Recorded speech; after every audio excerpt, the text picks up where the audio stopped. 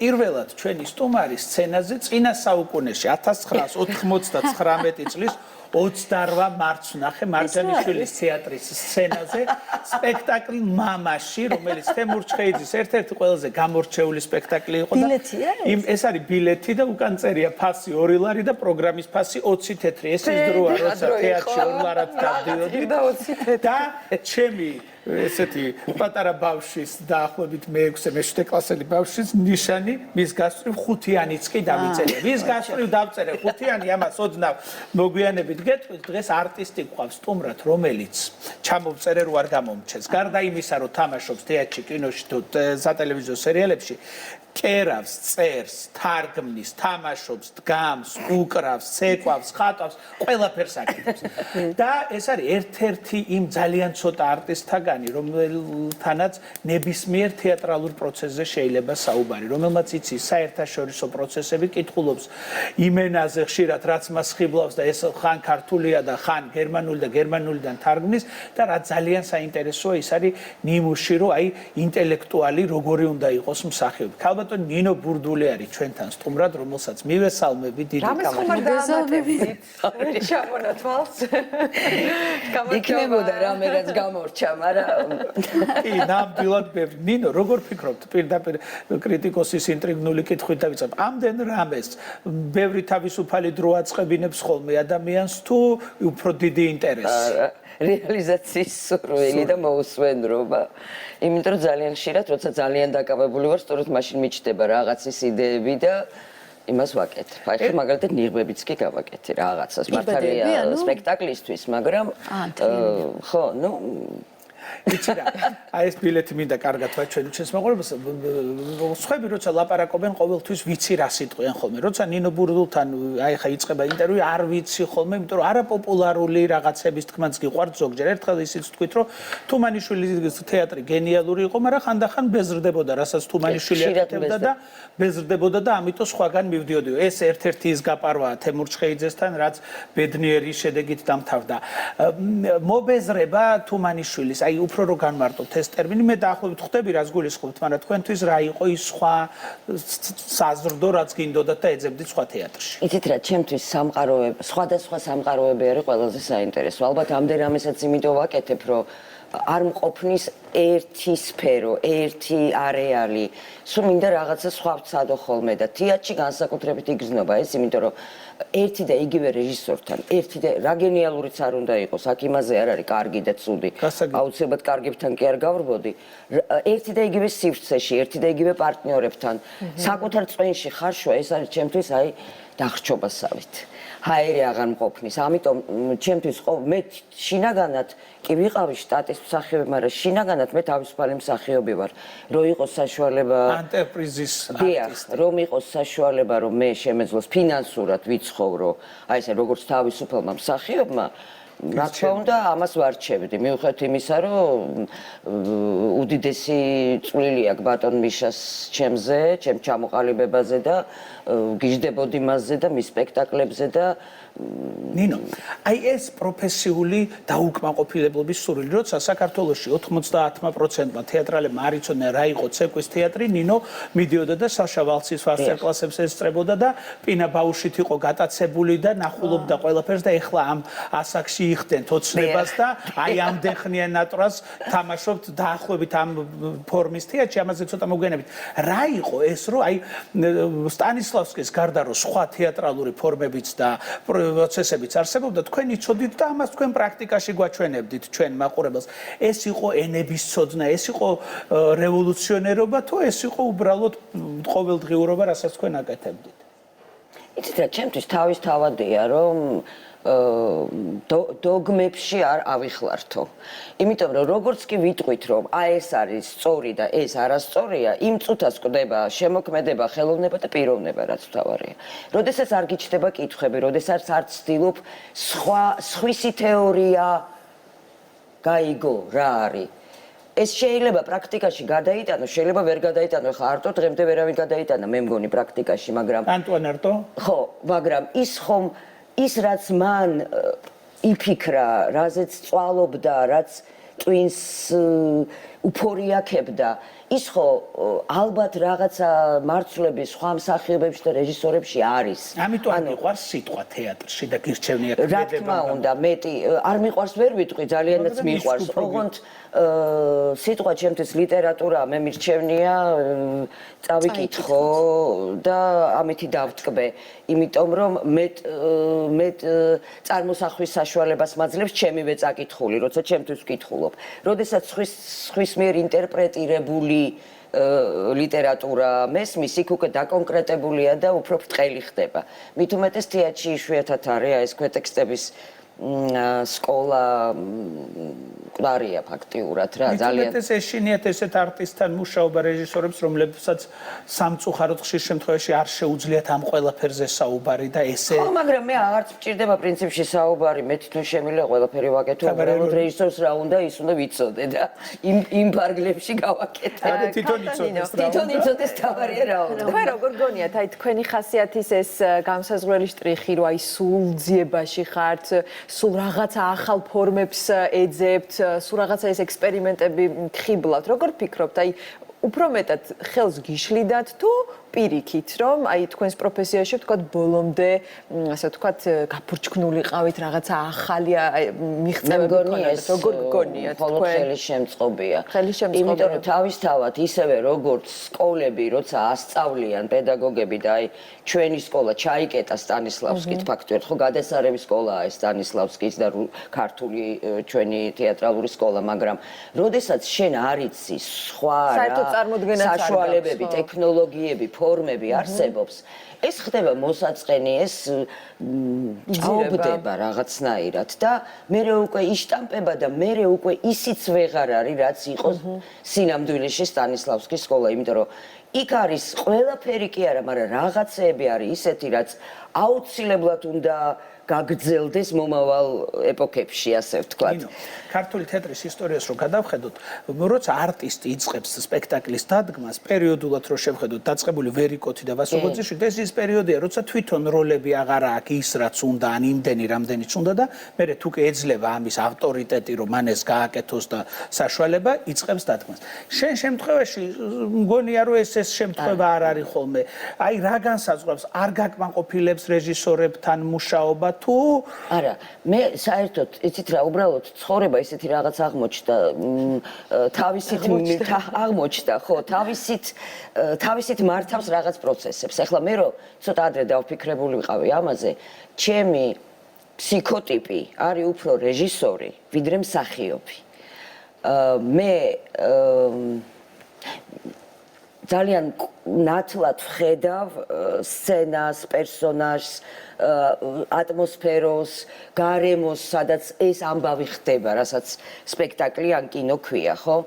და ეს გარედან დანახვის უნარი ზოგ მსახიობს აქვს, ზოგ მსახიობს არ აქვს. მე მაგალითად როლსაც რო ვაკეთებ გარედან, ანუ შიგნიდან კი არ ვაკეთებ, გარედან ვხედავ ჩემ თავს. დაიყოთ. დაიზარდა, იმიტომ რომ მემარცხენეობა გახდა დომინანტური. ანუ თავისთავად ესეც უნდა არსებობ, ყველაფერი უნდა არსებობდეს, მე რომ ვკითხო, ეს არის ჩემთვის თავისუფლება და დემოკრატია. მაგრამ როდესაც ერთი მიმართულება აზროვნებისა, პოლიტიკური იქნება ეს თუ სოფხედველობრივი პრინციპში ერთი და იგივეა, იღებს სადავეებს ხელში და ძლიერდება და ტირანის როლს ირგებს ფაქტიურად, იმიტომ რომ როდესაც ადამიანს თავისი აზრის გამოთქმის ეშინია, იმიტომ რომ მას შერაცხავენ ფაშისტად, ან რეაქციონერად, ან რადიკალად, ეს ძალიან მძიმე შემთხვევაა და უმრავლესობა ხელოვანებისა პრინციპში მემარცხენეები არიან თავისი შეხედულებებით, მაგრამ ეს მემარცხენეობა პოლიტიკურად დიქტატში გადაიზარდა და ჩემთვის არავითარი განსხვავება არ არის, მემარჯვენე იქნება დიქტატორი თუ მემარცხენე იქნება დიქტატორი. თუმცა თეატრი ნებაყოფლობითი დიქტატურაა, ამბობდა ესე გვასწავლიდან ყოველ შემთხვევაში. იცით რა, ძალიან პირობითია ხა, მე ძალიან იშა ხო იყო დიქტატორი. იცით რა, მისი დიქტატორა იყო კულტურული და იყო ნებაყოფლობითი. ვისაც უნდოდა რომ მის ფერხთს ყოფილიყო გართხმული, ის განერთხო. ვისაც არ უნდოდა, იმან ირბინა ჩემსავით. ამიტომ ვინ დარჩა მოგებული? მოგებული მე ვარ, რა თქმა უნდა. თავისუფლება მაინც იყო. იმიტომ რომ მე ბატონი მიშასთან მივიღე ძალიან ბევრი, ყველაფერი რაც კი შეიძლება. მაგრამ არ განერთხე. არა, იმიტომ რომ ეს ჩემ ბუნებაში არ არის. არავის წინაშე არ გავრთხმულ ვარ. ლილი მყავდა აგერ ფანტასტიკური პედაგოგი და განრთხმულობა არ იყო ჩემი მდგომარეობა. ცხოვრებაში. აი მსახიობები ამბობენ რომ ხშირად წუწუნებენ დაუფასებლობის გამო. თქვენ აი თქვენთვის სამზარეულოში კი სამზარეულოზეც შეგეკითხებით, მაგრამ მარტო რო ხართ უთეატროდ ფიქრობთ რომ დაფასებული არტისტი ხართ და არარეალიზებული. რეალიზება კიდე ცალკე. დაფასებაში გააჩნია რას? მე ვთვლი რომ დაფასებული არტისტი ვარ, იმიტომ რომ ვინც მე მაინტერესებს, იმათ მე ვაინტერესებ. ეს ჩემთვის უკვე საკმარისია. ერთადერთი რაშიც არის დაუფასებლობა ფინანსებში, რა თქმა უნდა. და ძირითადად ეს კითხვა არის ხოლმე ოჯახში, რომ შენ რო სხვაგან ყოფილიყავი, ხო ბევრი ფული გექნებოდა, ბავშვები მეკითხებოდა მაგალითად. ნინო, როცა ქალი მსახიობი ამბობს, რომ ვარ არაჩვეულებრივი არტისტი და არაჩვეულებრივი დიასახლის, ის ტყუოლის. ყოფთან ხდებით ამაზე. არ შეიძლება ორივე გამოგდიოდეს. როცა ქალი ამას იჯერებს, რომელ ტყუილს იჯერებს, რომ კაი მსახიობია თუ კაი დიასახლისი? მე მგონი არც ერთი არ არის დასაჯერებელი, იმიტომ რომ არაჩვეულებრივი კი არა, უჩვეულო შეიძლება იყოს. ანუ გამორჩეული, თავისებური, არაჩვეულებრივი უკვე ნიშნავს ისეთ აღმატებულობას, რომელსაც ესე ხელდასმით ვერ იტყვი. იმიტომ რომ ხელოვნებაში ვერ იტყვი, იმიტომ რომ ეს არ არის სპორტი და ვერ დაამტკიცებ და ვერაფერშიც ვერ იტყვი. შეიძლება ის არაჩვეულებრივად ამზადებს, მაგრამ მე მისი კერძები არ მომწონდეს. ამიტომ სადაც გემოვნებაზეა, კულტურულ ფენაზე თუ როგორ ვთქვა, არ ვიცი. ანუ ადამიანები იმდან განსხვავდებიან ერთმანეთისაგან, რომ არ შეიძლება ობიექტურად იყო ყველასთვის მისაღები, ეს აბსურდია. თუ ყველასთვის მისაღები ხარ, ესე იგი არაფერს არ წარმოადგენ. ყველას ერგები ესე იგი. კი. ნინო, ერთი აუცილებლად უნდა კითხოთ, ნინია ხარატიშვილი სრულიად გამორჩეული და ევროპაში ბევრმა ჩვენი ქვეყანა ნინიათი გაიგო და გაიცნო. და თქვენ დაიწყეთ მისი თარგმნა. მე ძალიან მომწონს თქვენი ნათარგმნები, იმიტომ რომ მაინც თეატრის ენით ნათარგმნი როცა არის, უფრო ქმედითია და აი გძნობ რომ იქ ნინი დგა მექართულეობაში. კი, ნინიასაც ეს მოწონს, სწორად. სწორედ და ამიტომაც მოხდა ეს ჩვენი ურთიერთობა და პარტნიორობა. თუმცა სანამ მისი ლიტერატურული ნაწარმოებების თარგმნას დავიწყებდი, მე მას შევხვდი როგორც რეჟისორს, როგორც მსახიობი რეჟისორს. იმ დროს, როცა სხვა შორის, იმ დროს, როცა მე უკვე საბოლოოდ გადავწყვიტე, რომ მსახიობობა სულ დავანებებ თავს და ისე წავალ რეჟისურაში. და იმ ზაფხულს გამოჩნდა ნინია, რომელმაც შემომთავაზა, ესე მეილით გავიცანით ერთმანეთი და მან შემომთავაზა იმავე წელს ჰამბურგში მის სპექტაკლში თამაში, გერმანულად. მე საბჭოთა კავშირიდან წამოსული ადამიანი ვიღებ, ცოტა გამიგვიდა, ვინ გამიშვებს ახლა ჰამბურგში სპექტაკლის სათამაშოდ. და გამიშვეს. და ვითამაშე, ჩემი უსაყვარლესი სპექტაკლი და ის პიესა ვთარგმნე პირველი სწორედ ნინოსი, ჩემი საშინელი ბედნიერების წელიწადი.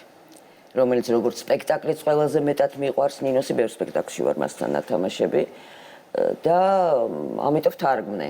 აი თარგმანს რაც შეეხება, მაყურებელმა არ იფიქროს, რომ მხოლოდ ბრილკადან იწყება ეს ყველაფერი, რომ მაინც ბრილკაზე მოხდა ის ეიფორია, რაც შეიქმნა მთელ მსოფლიოში. აი მანამდეც იყო სხვა წიგნები. კი, პიესები, რომელსაც ახლა ფართო მაყურებელი არ კითხულობს, რა თქმა უნდა, თუმცა ჩემს განსაკუთრებულ ინტერესს სწორედ პიესები წარმოადგენს. მე არა ვარ პროზის მთარგმნელი. კი, ეხლა რაღაც თუ დამჭირდა კი ვთარგმნი, მაგრამ აი ჩემინებით ალბათ არ ვთარგმნი რა. იმიტომ რომ პიესა არის ჩემი, მე ვხედავ, მე მესმის, მე თვითონ ტექსტს თვითონ ვირგებ. ამიტომ ეს არის ჩემთვის საინტერესო პროცესი. ჩემი ბედნიერების საშინელი. ჩემი საშინელი ბედნიერების წელიწადი. შეიძლება ბედნიერება საშინელი იყოს? შეიძლება? აი რა შემთხვევაში შეიძლება იყოს ბედნიერება საშინელი? როდესაც ბედნიერება, ოღონდ ბედნიერება არ გრძელდება მუდმივად და კრახით თავდება. თუ ყველა შემთხვევაში არა, ყოველთვის არა, ეხლა აქ ის შემთხვევა აღწერილი, როცა საინტერესო ცხოვრებაში როგორ ხდება ეს, მაინტერესებს თქვენი ცხოვრებაში არაფერი არ არის მუდმივ, მარადიული, ხო იცით არა, ეხლა მე ხო მაინც მე ხო არ უნდა გითხრა. კი, მაგრამ აი თქვენი ბედნიერების საზომი გვინ მაინც ბარკარგავთ ბოლო რაღაცა წლეთი მეც. არა, მე მაგალითად არა ვარ დარწმუნებული, რომ მარადიულია რამე, გარდა უსასრულო სპირალისა განვითარების, რომელიც ვითარდება და ის კი არ წდება, მაგრამ სულ მოძრაობაშია, რაღაცა მიდის, რაღაცა მოდის. თქვენი რეცეპტი. გააჩნია ვინ რას დაიჭერს, რაში. ჩემთვის ბედნიერება არის სიცოცხლე. მიუხედავად იმისა, რომ ტრაგიკულია ძალიან, მაგრამ იმდენი საინტერესო რამ არის ბედნიერების გარდა, აი სუფთა ბედნიერების გარდა, რაც ვთქვათ, სუფთა ბედნიერება ჩემთვის არის მაგალითად შვილები. აი ისეთი ბედნიერება, რომელიც არ არის დამოკიდებული რეალურ მოვლენებზე. არც არაფერზე, იმიტომ რომ ის მოცემულობა და ის ყველა ვარიანტი ჩემია.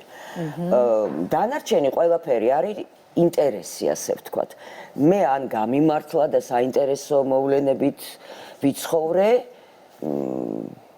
ან მე თვითონ ან ასეთი ხარ უბრალოდ, არასდროს არ კარგავთ ინტერესს, როგორც ამბობენ, იქამდე ხარ ახალგაზრდა, იმიტომაც მავიწდება, პასპორტში ჩახედვა გჭირდება ზოგჯერ, რომ გავიხსენო, რა შეიძლება და რა უკვე აღარ შეიძლება. აი ასეთ შეზღუდვებს უწესებთ თავს, ნუ ანდალითად მინი კაბის დაგრძელებას 10 წლეული მოვანდომე, იმიტომ რომ მივხვდი რომ ეს აღარ არის აღარ მიხდება, თორე იმიტომ კი არა რომ ვიღაცა რამე სიტყვის, მე აღარ მიხდება. მაგრამ მე რომ ვაგრძელებენ, მე რაღაც სასაკის მე ისევ უკან მოდიან ხომ ეს სურვილი ხარ დაგეცდა. არა, ჯერ არა. ეგ ჯერ შეიძლება წინი. ეთერკაკულია მიცოდა ხოლმე წლები ქვევით კაბაზებით. ნინო, ახლა ჩვენ დასაწყისში ინტერვიუ როგორც დაიწყო ნიკოლოზმა იმდენი რამ ჩამოთვალა მართლაც მთელი რა ვიცი სფეროების მიხედვით. აი ნინო ბურდული მაინც რასთან ასოცირდება თქვენთვის? რეჟისორია პირველ რიგში, ქალია პირველ რიგში, მსახიობია, მთარგმნელია. მე მგონი პიროვნება პირველ რიგში და აქედან იწყება მე ეს საცეცები ყველა. ზოგი უფრო ძლავრია და ძლიერი, ზოგი ესეთია შეხების დონეზე, სეზონური, ხო, რაღაცას გავაკეთებ, გავჩერდები. ახლა ის აღარ მომენატრება, ვთქვათ, იმის კეთება. რაღაცები არის, რაც მუდმივად მაქვს ეს და უკმაყოფილებლობის უნდა კიდევ მეტად ძლავრი რომელია და ისეთი ინტენსიური ამ სეზონზე. ამ სეზონზე არა, მსახიობი არა. არა, რეჟისორა, ახალი რაღაცა აღმოვაჩინე. ეხლა რასაც ვაკეთებ, ინფორმაცია აღმოვაჩინე ახალი. და ცეკვა. მოგვიყევით მაშინ ცეკვაზე მაინტერესებს. ცეკვაზე, ესე იგი ჩვენ ვთქვათ ნინო სულ ცეკვა არის ძალიან ხმამაღალი რა თქვა, მე ხა ბალერინა არ გავხტარ და ვერც გატო. დიახ, ეს არის უფრო აი ქორეოგრაფიული პერფორმანსი, დანსიათ როგორც ქვია თანამედროვე. ძალიან ბევრი, არა, ქორეოდრამა კიდე სხვა არის. აი ძალიან ბევრი მიმართულებები აქვს ამ არავერბალურ თეატრს. და აი რას გულისხმობთ, არის უფრო გიმნასტიკისკენ, თქვათ ინტერნეტში უყურებთ, დადიოდა გერმანიაში და საშაბათი ვორქშოპზე ვიყავი მაშინ, როცა აქ მკვდარი იყო ყველაფერი. აი რაღაც შაუბნელ პერიოდში წავედი, ლიმიტს უკვე გადაშორებული ვიყავი ასაკობრივად სხვათა შორის, მაგრამ ეს იყო გოეთეს ინსტიტუტის პროექტი და მითხრეს რომ ახლა 5 წლის წინ მიიღო და ვერ გაგიშვებდითო და ამიტომ ეხლა მიბრძანდითო. ხო, გადაცილებულ ასაკშიო. ანუ საშა იყო ჩემზე უმცროსი 2-3 წლით, ანუ მის ვორქშოპში რო წავედი. თუ მეტით არა. ну და ახლა შვილი ყავდა უბრალოდ საშა ბავშვი რო უთხრეთ ჩვენს მაყურებელს ეს არის ერთ-ერთი გამორჩეული პინა ბაუშის მოწაფე და მემკვიდრე რომელიც ჩამოსულიც იყო რამდენიმე წლის წინ განსაკუთრებულ სპექტაკლებში ქეთქოლჯემ ჩამოიყვანა ხო აი ამის გადმოტანა გინდათ ეხლა იმ იცით რა შეესაქმე გადმოტანა მაშინ მინდოდა ჩამოვედი დახუნძლული იდეებით რაღაცა ტრეინინგების ფორმებს ვეძებდი და მინდოდა შემექმნა ასეთი თეატრი თუმცა ინტერესი დიდად არავის მხრიდან არ ყოფილა, ამიტომ ეს თავისთავად ჩაკვდა, იმიტომ რომ მარტო შენ ვერაფერს ვერ გააკეთებ. ანუ მე ვერ ვიქნები რეჟისორი და მსახიობი ერთად, თორე შეიძლება ერთ კაცთან გააკეთო, მაგრამ ან უნდა რეჟისორი იყო, ან უნდა მსახიობი, ორივე არ შეიძლება. ნუ მე ასე მჯერა. კატეგორიულად ან იქით ხარეს უნდა იყო, ან აქეთ ხარეს. ამიტომ ეს რაღაცნაირად ჩაკვდა და ეს სურვილი, სხვათა შორის ეს ცეკვის სიყვარული ბავშვობიდან მაქვს მეც, უბრალოდ ბალეტზე არ შემიყვანეს და დიდი ტრავმა მომაყენა ამით და ჩემმა. თუმცა შეიძლება კარგიც არის რომ ბალეტზე არ შევედი და რაღაცა კონკრეტული პლასტიკა არ ჩამომიყალიბდა. თუმცა ძალიან მოქნილი ვიყავი და სულ ხან ტანვარჯიშზე სთხოვდნენ და ეჩემს რომ შემოიყვანეთ და რაღაცა ჩემთვის დრამატული როლებიც ყოველთვის პლასტიკასთან არის დაკავშირებული. არ შეიძლება სხეული არ მონაწილეობდეს და როლი ისე გააკეთოს. სხეული ფორმას იცვლის, კი, და ძალიან სახიერია და ინტერნაციონალურია ჯერ ესეთი, არ გჭირდება ენის ცოდნა. კი, ნამდვილად ასე და რა წილი მოდის დღეს ამ ცეკვაზე თქვენ ცხოვრებაში? ეს არის საუკეთესო თერაპია თქვენთვის თუ აი რა დატვირთვა? თერაპიაც არის და რაღაცა როგორ გითხრათ, აი დროის წაშლის მომენტიც არის. აი როცა აი ესეთი სტრესული სიტუაცია, კორონა, რომელიც დარწმუნებული ვარ და ალბათ ყველა ეჭობს, რომ ეს არ არის სწრაფად დასრულებადი მოვლენა სამწუხაროდ და ბევრი ვერაგული ვის გვერდის კიდე წინ. იმ დროს, როდესაც ადამიანები ელიან, აი ეხლა გაიხსნება სეზონი, აი ეხლა დაიწყებენ კინოს გადაღებას, აი ეხლა რაღაცა დაუბრუნდებით სარეპერტუარო თეატრს. ვეღარ დაუბრუნდებით. ამასობაში ისეთი რაღაცა დაიკარგება, რაც ვეღარ აღადგენ იმას. ყველა ეპოქას თავისი ხელოვნება აქვს. დაიკარგა უკვე რამე? მე მგონია რომ დაიკარგა. მეც მგონია. მე მგონია რომ დიდი ხნის დაკარგულია და შეიძლება ეს ამ მინუს პლუსიც აქვს თავისი ამ კორონას. იმიტომ რომ მე ვიცი ძალიან ბევრი ადამიანი ვინც რაღაც ახალ ფორმატებში აზროვნებს, ახალ ფორმებს ეძებს. ერთის მხრივ შეზღუდა, მაგრამ მეორეს მხრივ უფრო გაათავისუფლა. ამიტომ ეს ჩემი ქორეოგრაფიული იდეა ასეც ჩამოყალიბდა როგორც წარმოდგენა პერფორმანსი ღია ცის ქვეშ. თუმცა ამ წუთას ახლა ეს ღია ცის ქვეშაც კითხვის ნიშნის ქვეშ არის, მაგრამ ჯერ ვერ ვნახავთ ესე იგი ამ ყველაფერს შედეგის. ჯერ ველოდებით, მაგრამ ალბათ ეს ინტერნეტ ვერსიასაც გავაკეთებთ. იმიტომ რომ ცოდვა არის პროდუქცია თითქმის მზად არის და ამის მეტი გაჩერება არ შეიძლება. დიდი ხანია მუშაობთ ოღონდ პაუზებით. ხან მიგახტავთ, ხან ვიღაცამ რაღაცა, ხან მილიონი თვე და 2 თვე გქონია პაუზა და მე ისე ვუბრუნდებოდით. იდეაც საინტერესოა ადამიანები გვიკეთებენ ამას ქორეოგრაფი ნათია ჩიკვაიძე და რეჟისორი პაატა ციკოლია. მე და ანა ნიკოლაშვილი და ანა ნიკოლაშვილის პატარა შვილი, უმცროსი ქალიშვილი თამაშობს. ეს არის როგორც მიხვდით ქალზე წარმოდგენა. დანარჩენი არ თქვა. დავტოვოთ საიდუმლო. რა თქმა უნდა, მხოლოდ ერთი ჩვეულებრივი მაყურებლისგან თუ იქნება მისაღები, ჩემი კომპლიმენტი, თქვენი როლები სპექტაკლში თუ კინოში თუ სერიალში არის უამრავი, მაგრამ ის რაც რამდენიმე წლის წინ ახმეტელის თეატრში ღალატში მოხდა, რამდენი წელი გავიდა, რამდენი სპექტაკლი ვნახე მას შემდეგ, მაგრამ აი ის განწყობა რაც თქვენმა სამკუთხედმა შექმნა, მართლა არასდროს მავიწყდება და სულ ველოდი ამ მომენტს რომ ექნებოდა შანსი ეს დიდი მადლობა. ნინო ხარატიშვილსაც აი გაფანება თურმე დაემართა მაგ სპექტაკლიდან. დადიოდა თურმე იმ სპექტაკლში. დიდი მადლობა, ძალიან საინტერესო იყო. აუღრმესი მადლობა მართა და ნინო, ძალიან ძვირფასი ხარ ქართული თეატრი. აი ვარ გონია იმდენად მაგალითისთვის. ჩვენ რეკლამას დავუთმობთ დროს და